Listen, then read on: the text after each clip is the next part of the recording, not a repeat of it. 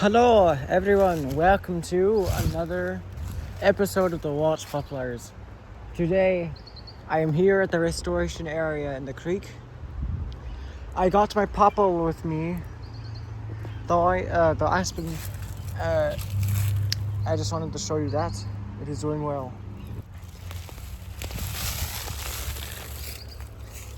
They're growing stalks, but they're still easy to pull out because the ground is soft and wet. So this is the time to do it before the ground starts to dry out. There's a buckeye in here and I need to save it from getting taken over. I was on my way home. I thought I would check up on the creek. I helped a lady with her garden. And I think I haven't been here in like 2 months, so it's about time that I stopped by here and checked up on the restoration area, which I guess will become a garden of nature someday. The coyote brush is not doing so well. Why? What's happening over here? What? This was full of leaves last time I saw. It looks like it got sprayed with weed killer. It might be undergoing an infection or something. I don't know. But this is another horrible invasive here. This is a prickly lettuce. That was so easy to pull out. So I'll just toss that. It shoots like a missile. Now, the area that I formerly weeded out has turned into an area of these brassicas. You can see the seeds flying everywhere because they explode. It's looking better, but there are still weeds to do here. However, that will be in another time. But I will just work on removing the hemlock that is spreading along the sides, because it's very, very horrible, and it's probably accidentally brought here.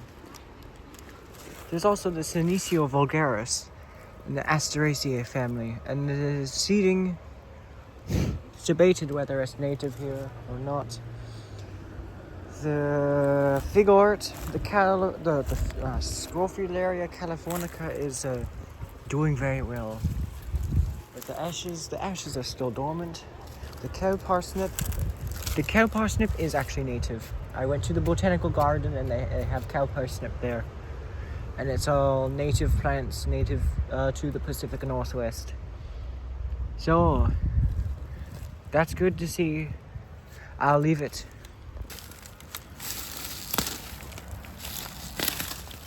And if these sprout again, I'll get to them. But I gotta get home and do my homework soon, so this video should not be very long. But also the golfers are very active at this time with the warm weather. It's just a really fucking shame, because the golf course should not be there. And I hate this ego that they bring with them. They have their white shoes, their white hats, and they're all white people, white men. And they all have lawns in their houses, around their houses. They all have pools. It's just a horrible, horrible demographic that has evolved here. It's really fucking disgraceful to see. And the fact that they don't really pay attention to this creek, they have not built a wall here, and they have not prevented their golf balls from flying into the creek and getting lost. Do they even care about that? That's debatable. If they did care about that, they would have done something about it. So, I don't know. I would have done something about it. but I would never play golf. I would never even play mini golf. Because mini golf is just for those who kind of like to play golf, but just don't have access to golf courses. So they don't have access to the experience. It's to people who want to know what it's kind of like, the idea of it.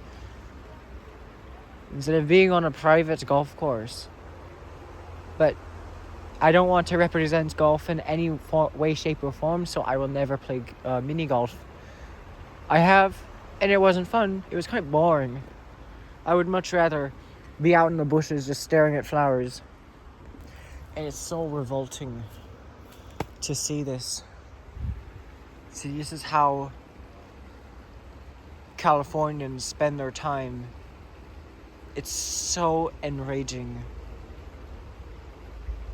Especially here in California and the Southwest, where you get very, very dry summers and increased wildfire risk, and this does not help. Even though there's nothing flammable on this golf course, it just sucks all the water up, and it has to use so much water during the summer that it really it's just all the water is going to the golf courses, and you will go in any square mile and you'll see a golf course or two, and it's so infuriating.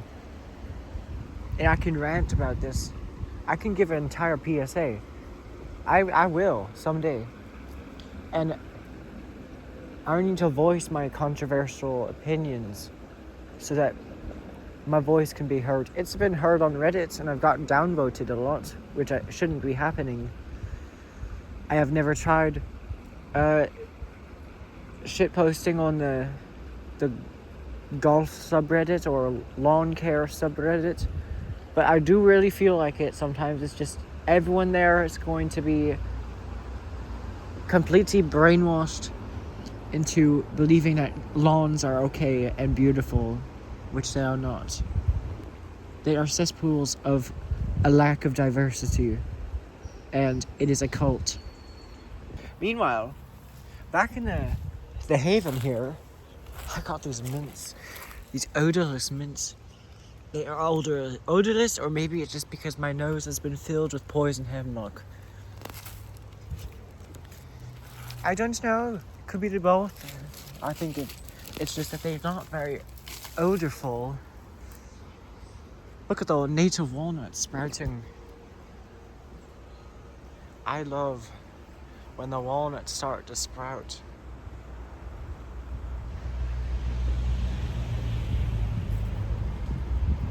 Look at the apical meristem. Those are the cells expanding. They're expanding. That's why the leaves grow. That's why things expand in spring. It's because the cells are expanding. They're filling with water.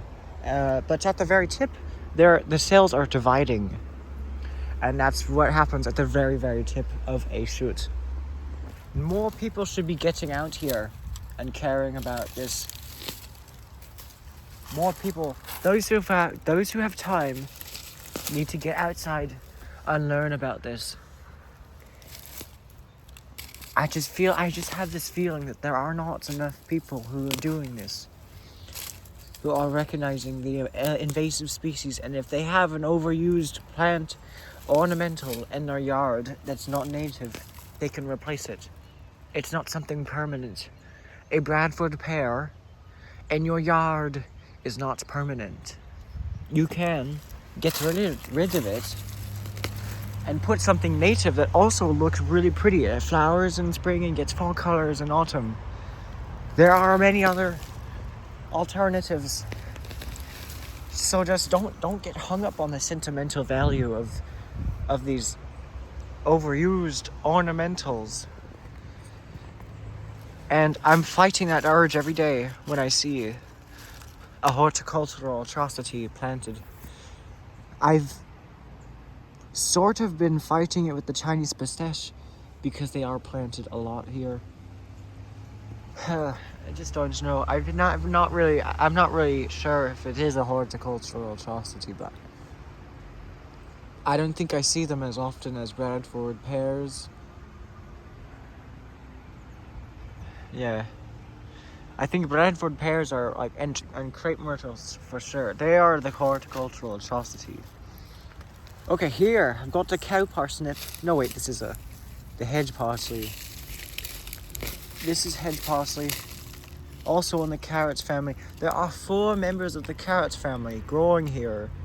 You got the hedge parsley, where they have little burrs. When the flowers turn to seeds, and their seeds are very spiky and they're very small. And they get stuck to your socks, and they get stuck to your pants, and you have to pick them all off. The washing machine doesn't do good for them, because then they end up in your washing machine, and then they end up in your other clothes.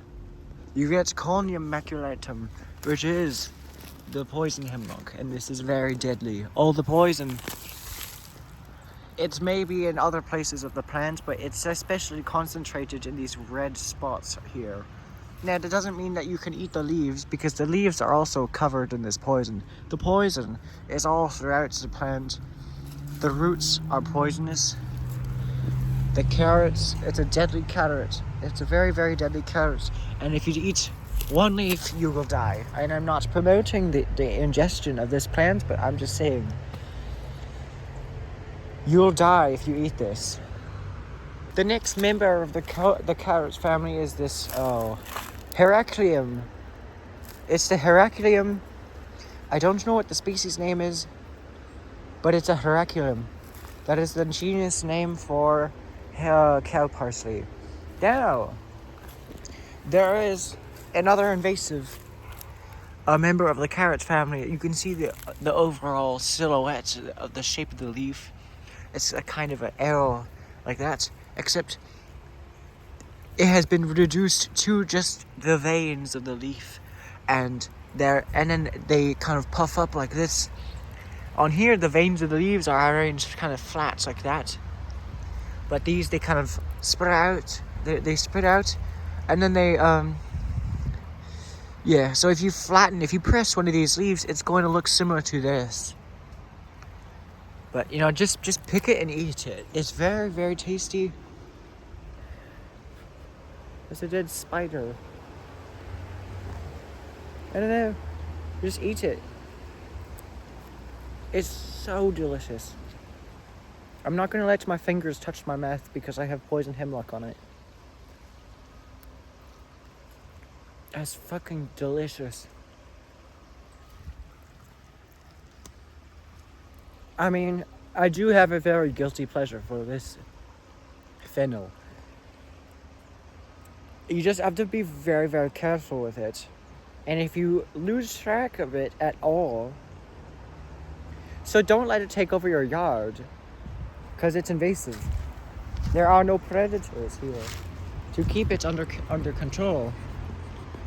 Its predators are back in Eurasia,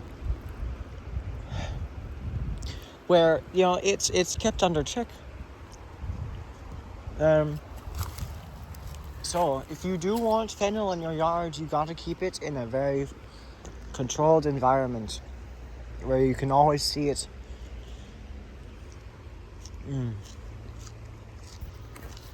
I feel like a deer. Maybe this is one way to kind of keep it weak. You strip off all the leaves like a deer, and you prevent it from flowering. Now I'm going to give this some more space. Remember last time I cleared it out a little bit when it was starting to sprout. But now it is getting larger, so it needs more space. And therefore I also need to give this ash stalk has fallen over last year. So maybe it will root this year. I don't know. I don't think it will root. But if somehow we get a very wet spring, I think it might root itself into the ground after it flushes out with the leaves, because the leaves are very heavy. And it adds a lot of weight to the branch. But the deer are going to be very happy, especially with this walnut. all of this whole branch is gonna just, this branch used to be up like that 2 years ago, 1 year ago actually, and now it is 45 degrees, falling over, and it will just keep doing that to probably lower down like another 2 feet after it leaves out completely. I think this video will be called a spring PSA of the lawn cult and invasive carrot family members here in the restoration area. This is like therapy to me. It's better than going to the rehab, which I've never been to before, thank God.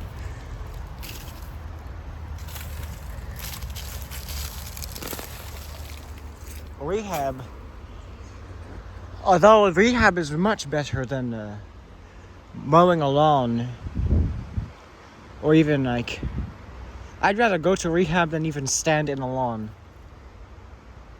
If I'm not tearing up the lawn and vandalizing it at the same time, then there's another story. I'd rather tear up the lawn and vandalize it than go to rehab. That's just a random thing I'm putting out there. Just a would you rather thing. There's no one else here to play would you rather with me, which is kind of sad. This is the most robust hedge parsley I've ever seen.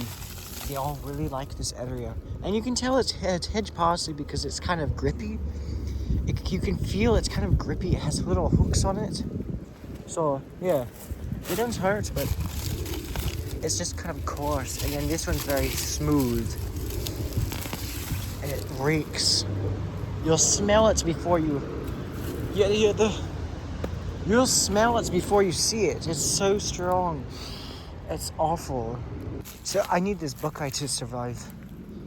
Because this buckeye is doing wonders. It will be doing wonders. This is as much as it will grow this year. You can see last year's growth. It's growing slower, but I think it will grow faster with each time. I think it's doing okay. It's a very healthy buckeye. It's just young, and its roots are trying to penetrate the harsh soils. It just takes time. But someday this will grow like 1.5 foot per year, and it will grow very, very fast. Maybe that was an exaggeration. They don't grow 1.5 foot per year unless you prune them back. The French broom is always trying to come back here, so I just pick it out like that. But that's not the biggest issue right now. Do not rub your face after dealing with this, and you'll feel it. You feel the juices and the toxic sap that is leaking onto your hand when you pull them out. So do not rub your face. I am someone who touches his face a lot, and it's a habit. I have OCD, and I prioritize life. Yeah. Scratching a pimple and then, I don't know, getting an infection because I have whatever this toxin is in my face. Sometimes you'll miss them. You will not be able to pull them out. You just gotta be careful and twist them out as much as possible. I'm not getting all of them, but those that I break, it's like cutting them back to start all over again. So they have to like start and kind of use up all the energy again to sprout to get another rosette of leaves. And it puts a lot of stress on the plants. Jesus fucking Christ. I have so many vile thoughts about what I can do to this golf course, but not even the good part of society will listen to me because they'll think I'm a maniac. They'll think I'm a terrorist, which I'm not. And I was just on Reddit. There was a post about crepe myrtles, but I, of course, am against crepe myrtles because they are overused, non-native tree, and therefore a horticultural atrocity. And I got a lot of downvotes. Well, I'm kind of resting at like 1 upvote and like or 0 votes, and I'm getting a lot. I got called Kanye. Someone called me Kanye, which I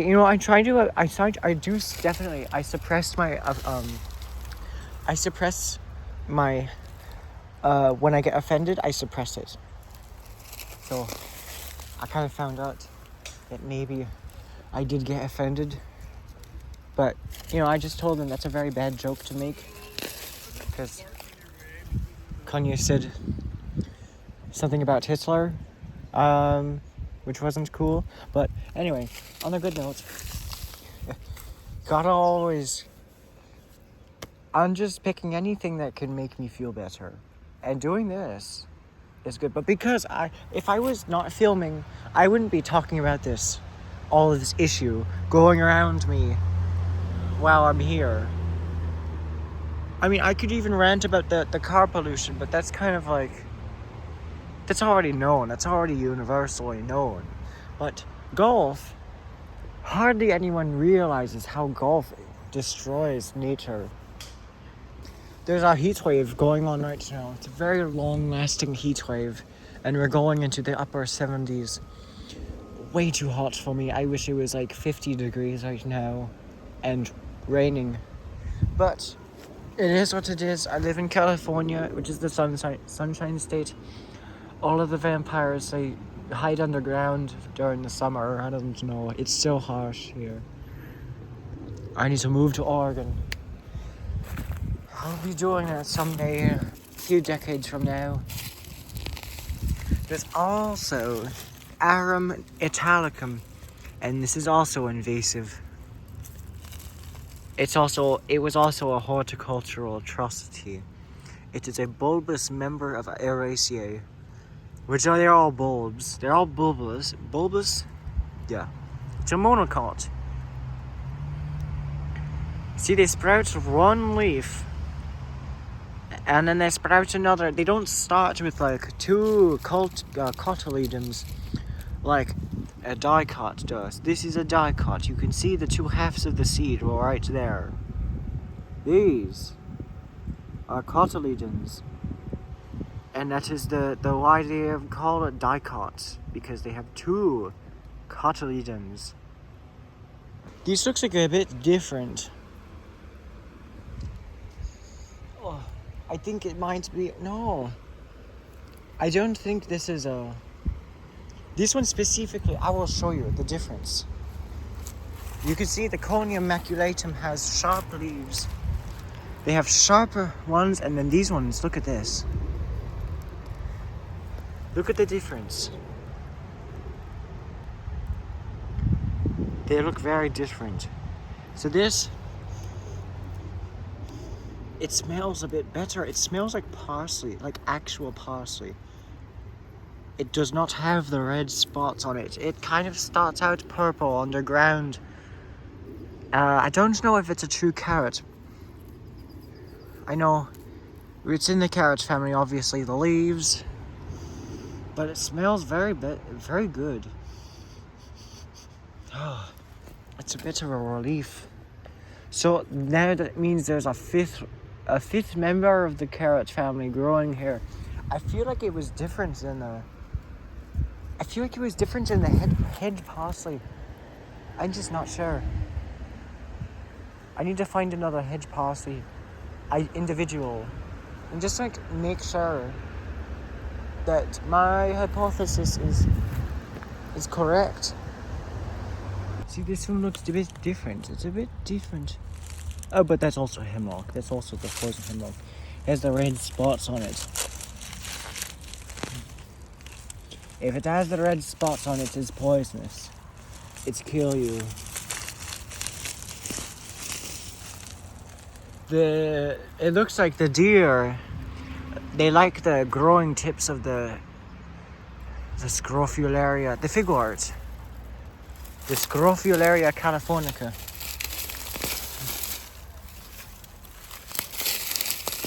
So after I get all these large rosettes out, I'll call it a day for being out here, and I'm going to go back to my house and sit for the rest of the day and into the night doing my homework. This one's quite large, but I think I can get it out because the soil's quite soft here. So yeah, they do kind of have a fat carrot, but you know, it's quite fairly proportional to the size of the stalk that comes out.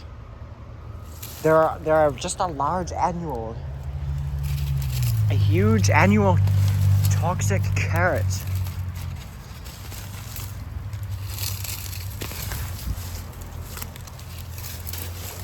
I fucking hate Heterohelix Aureliaceae.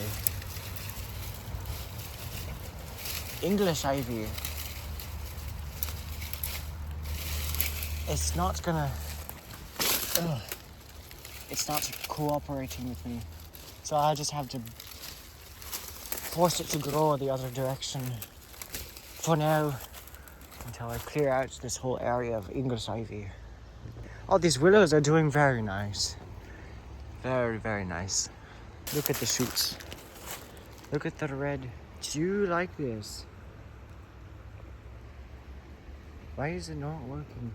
Look at this. Do you like when there's a bit of red in here? On the shoots. Does that make you feel better? Do you like how the tender tips are curved downwards because they're still kind of delicate? Oh, I love it. This is a bad invasive as well. This is Euphorbia oblongifolia. And it is toxic because it bleeds latex. And this will make you go blind, and it will cause skin reactions, and they'll be kind of nasty, and it gets all over the place. So yeah, whenever you shake it around, you just drops of latex drip everywhere. The good thing is it's quite easy to pull out, but now I have latex residue all over my hands. I'll wash them after I come back home. I don't want to be putting my toxin-covered hands on my skin while doing my homework, because you know I do fidget around with myself like a lot when I do homework. Just putting that out there. So fidget toys didn't work. I didn't have history of pulling out hair when doing the same things. It's just what ADHD does when with stress. I found a hedge parsley. Let's smell it. It's invasive anyway. So there. It also doesn't smell good, so I think that's one. I might have actually just pulled out parsley, like actual parsley, a little bit ago. Like went over there. I threw it over here. I don't know where it is anymore, but I feel like that might have been parsley. It smelled like it was not toxic, but I'm not going to trust my nose on that because I'm not super familiar with this carrot family. I'll have to do research on what actual parsley looks like. There's also this gallium. I call it sticky weed because it is very sticky, and it likes to stick to your socks, and you will be tripping over it. It will get all over the place, and that's how it gets around, which is cool because now that it kind of is an obvious way to tell its evolutionary traits that it has developed over the years. Maybe the reason why this mint-like plant does not smell is because it might not be in the mint family. It might actually be in the mint order, but could be in Verbenaceae of lantanas. It has a square stem. It has a very, very square stem. But I don't know. I will have to do research on it. after I take a picture of, you know, you just go, you take a picture where you can see the flowers at that angle, and you take a picture. Then you get very close and you take a picture of the flowers.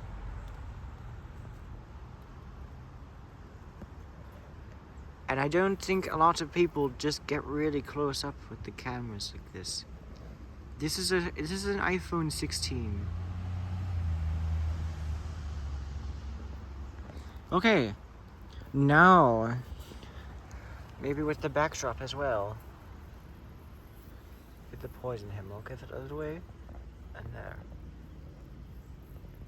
This will instantly tell you what it is. And I very stabilized my phone very well. The ones over here are very hard to pull out. Maybe. I didn't know. Oh. Yeah, they're easy to pull out. I don't know why they're very hard over there. Ooh, the raspberry. I think the raspberry has rooted. Oh, yes. Let me see. I see lots of raspberry canes spreading over here, but there are vertical ones. I think that means it has rooted. Oh. Yes, it's rooted. This is the one I buried underground. Oh, yes, that's the cane. There's the original cane. Oh, it's rooted. So that's awesome. That's very good to see. So hopefully it spreads its way into the restoration area, and I can save an area for in here for the raspberry.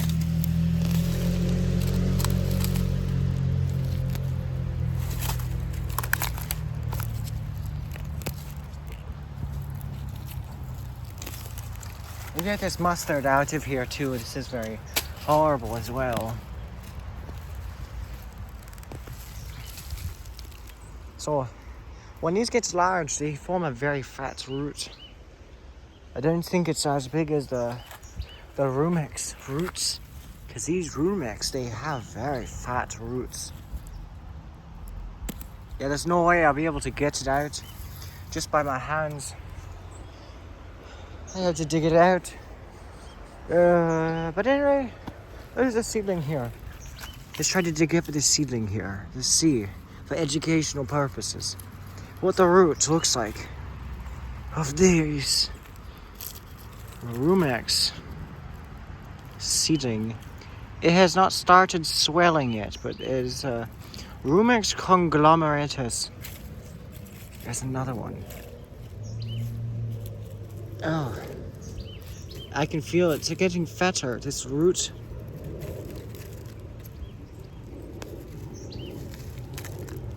You said that's just when the root starts to swell up. But they get very disproportionately large compared to the plant. So I'm just gonna do all the rest of the rosettes that are the largest off camera, just so that I don't have any flowers to deal with, so that they don't become harder to pull out next time, probably in April. But I need to go home. I need to get done, on my homework. This one's forming a stalk already. Oh, it's huge. Look at that. There's another one here. Just touched a whole bunch of poison oak. I'm taking a shower right after I get home. I'm not touching a single thing except my new change of clothes, the bathroom door with my elbow, and then the shower. And I can't wait to do that. So I got all the largest rosettes out of the way. So hopefully I get a new wave. There's one more to do actually. I'll do these first before I leave. Just so they don't, triple in size. Before I come back again I didn't get that. Yeah. Okay. Now I'm done. So that was good progress on the restoration area. Here, among the watch poplars,